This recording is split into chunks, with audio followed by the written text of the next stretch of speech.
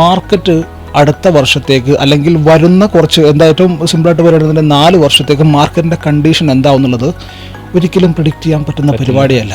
ഞാൻ ഈ 4 വർഷം എന്നെടുത്ത് പറഞ്ഞത് എന്തുകൊണ്ടാണെന്ന് വെച്ചാൽ മാർക്കറ്റുമായിട്ട് കുറച്ചൊരു ബന്ധമുള്ളവന് കാര്യം മനസ്സിലാവും. കാരണം എന്ന് മുതലാണോ ട്രംപ് വന്നത് അന്ന് മുതൽ മാർക്കറ്റിൽ അൺസർട്ടനിറ്റിയാണ്. മാർക്കറ്റിന് ഒരിക്കലും ഇഷ്ടമില്ലാത്തൊരു പരിപാടിയാണ് അൺസർട്ടനിറ്റി എന്ന് പറയുന്ന സംഗതി.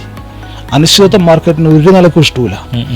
കാരണം മാർക്കറ്റ് എങ്ങനെയാണ് മൂവ് ആവുന്നത്? സിമ്പിളാണ്.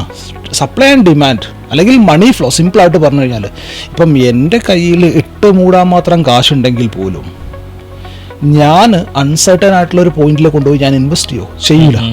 സോ എല്ലാ ഇൻവെസ്റ്റേഴ്സും ആസ് ഓഫ് നൗ പാനിക്കാണ്. അതല്ലാന്നുണ്ടെങ്കിൽ FII DII ഡാറ്റ വെച്ച് നോക്കിയാൽ തന്നെ നമുക്ക് കാണാൻ പറ്റും ഒക്കെ ആളുകൾ കരയത്തിരിക്കുക ഇപ്പോൾ.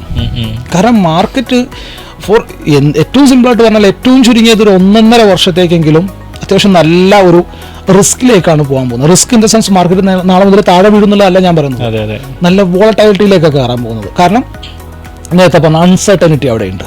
Investments in securities markets are subject to market risks. Read all the related documents carefully before investing.